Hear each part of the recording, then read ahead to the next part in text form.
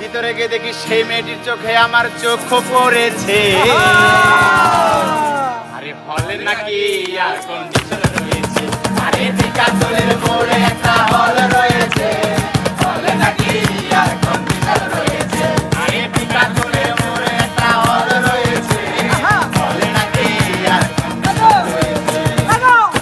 আরে ভাই সিনেমা শুরু হয়ে গেল, রাজ্জাক সাবানার প্রেমে হাবুডুবু খাচ্ছিল। আরে গো, এটা দেখে আমার বুকের ভিতরে ধুপধাপ শুরু হয়ে গেল। ইস, আমি যদি একটা পাপ পা দিতে পারতাম।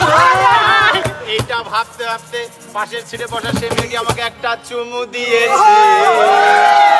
আরে বলেন নাকি আর কন্ডিশন রয়েছে, আরে পিকাতলের মোড়ে একটা হল রয়েছে, হলে নাকি আর কন্ডিশন রয়েছে, আরে পিকাতলের মোড়ে একটা হল রয়েছে, হলে নাকি আর কন্ডিশন রয়েছে।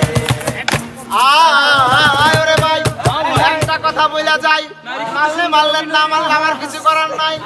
কথাটা হচ্ছে মেয়ে জাতিকে কখনো বিশ্বাস করবেন না। তারই একটা কথা আপনাদেরকে বলি, গেলাম মোস্তফা হোটেলে, খাইলাম পেট ভরে পোলাও কোরমা। খাওয়া শেষে বিল দিতে গিয়ে দেখি মেয়েটি আমার মানি ব্যাগ মেরে চলে গিয়ে। নাকি আর কন্ডিশন রয়েছে, আরে পিকাতলের মোড়ে একটা হল রয়েছে, হলে নাকি আর কন্ডিশন রয়েছে, আরে পিকাতলের মোড়ে একটা হল রয়েছে, হলে নাকি আর কন্ডিশন রয়েছে। গরম 38 ডিগ্রি সেলসিয়াস, হালুয়া টাইট, এই দেখেন ঘাম পড়ে।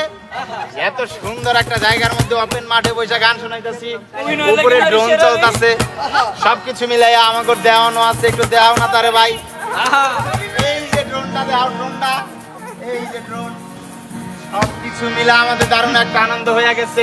এই খুশিতে সভাপতি এবং সাধারণ সম্পাদক আমাদের কিছু পেট ভরে খাওয়ান দিয়েছে।